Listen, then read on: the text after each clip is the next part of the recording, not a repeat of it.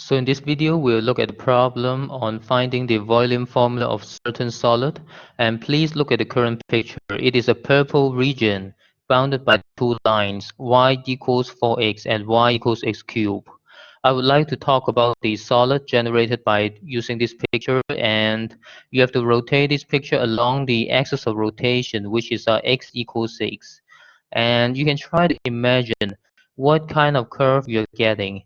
If I try to rotate the region along this vertical line, which is x equals 6, and now I would like to ask for the volume formula by the cylindrical shell.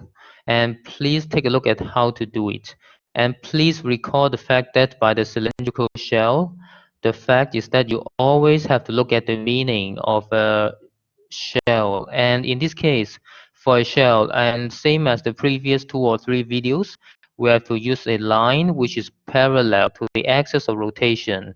And of course, this line is vertical, and basically, if you rotate this line along the curve x equals 6, you are basically getting a vertical cylinder, vertical shell, basically, right? And it's really just one of the shell because, for example, if you try to imagine that you're actually rotating the whole picture, you're basically getting a solid like this along the axis of rotation. So basically, if you recall the formula for this case, and for the shell method, because now you see you're counting the cylinder based on this vertical line. So it makes sense that it starts from the leftmost point up to the rightmost point. And let's look at this problem. So it's going to be a dx integration because you're going along the x-axis from the left point to the right point. And this is A, this is B here, and A obviously is 0. How about B? B can be found by looking at the x coordinates of the intersections of the two lines, right? And let's write down the two lines here, and mathematically you have to solve this equation 4x equals x cubed.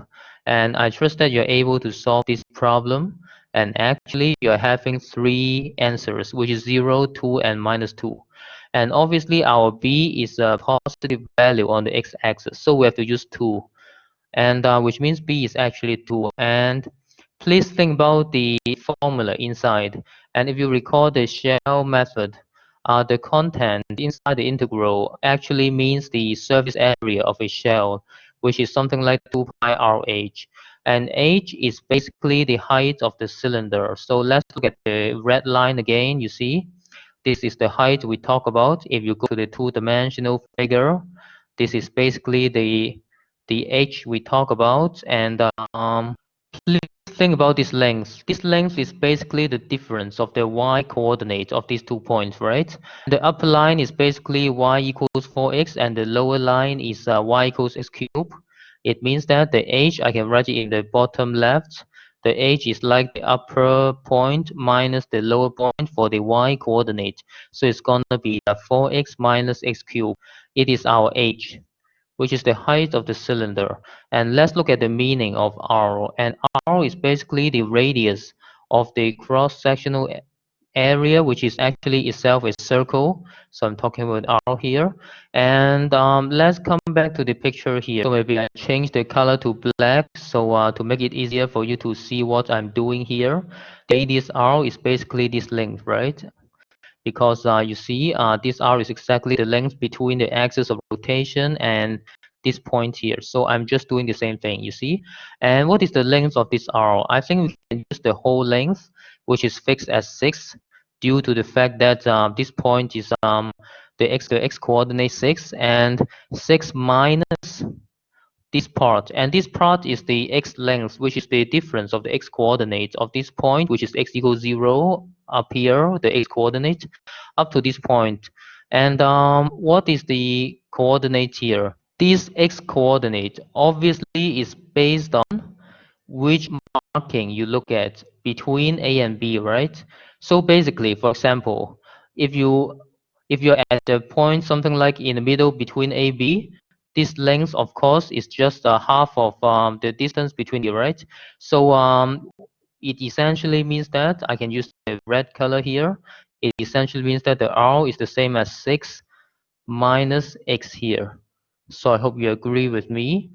And in that case, I'll try to write the formula down here. So let's look at the content inside the integral. The r, as I said, is 6 minus x, and the height of the cylinder is 4x minus x cubed. And we don't have to do this calculation. I trust that you're able to do this numerical calculation.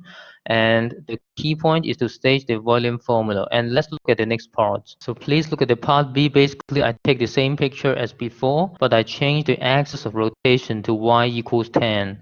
And I would like to get the volume formula based on the cylindrical shell method. And let's take a look at the picture more carefully. So usually for the shell method, you have to understand the meaning of a shell. And to get a shell, we have to use a line which is parallel to the axis of rotation like this. When you rotate this horizontal line around the axis y equals 10, essentially you're getting a horizontally placed cylinder like this around the axis of rotation. So you can see the picture here, and basically we are having a situation like this. I can try to be just draw the picture here. So you can see, and if I use the shell method, you're counting the surface area of the shell based on a horizontal line like this, you see?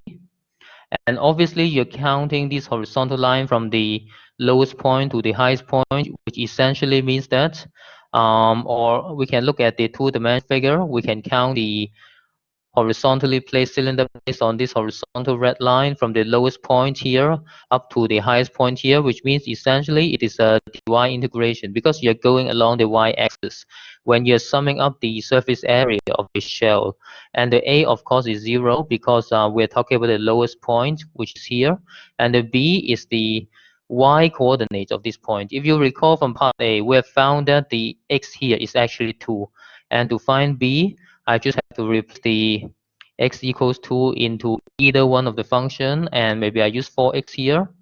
So if you replace x by 2, we are getting y to be 8, which means the b is actually 8.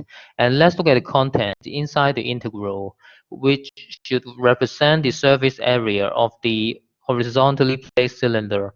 And let's look at the h first. The h is essentially now the horizontal length, the horizontal length here. And if you come back to the two-dimensional figure, it is our horizontal length here, which is the difference of the x coordinate of these 2 points, right? And because you're counting the x difference, which is the x coordinate, and we can use the expression x in terms of the function of y because we're doing the y integration anyway. So x is the same as the cubic root of y, and that's the x coordinate at this point, and minus the x coordinate of this point, which is based on this line, so x equals y over 4 here. So what does it mean? It essentially means that the h should be the difference of the x coordinate of these 2 points, so it's the cubic root of y minus y over 4. And that's our h here. And let's look at the meaning of the r. Maybe I use the black color here. The r, you see, is the radius of the cross-sectional area, for this horizontally placed cylinder, something like that. I'm talking about the r here. And if you come back to this picture, the two-dimensional figure, the r is basically the radius like this here. And please think about the length here. This length is the same as what? You can count it as 10, which is constant because this line is actually horizontal, right? You can use 10 minus this part, and this part is basically the height based on the y coordinate of this point, right? And the y coordinate of this point, of course, is based on the y value you choose between a and b. So it essentially means that the r can be thought of as the 10 minus y, I think. And of course, y is a point between a and b now, right? And that's basically the meaning of this part. And I can write the answer down inside the formula. So the r is 10 minus y. The h is cubic root of y minus y over 4. And that's essentially the volume formula of this case.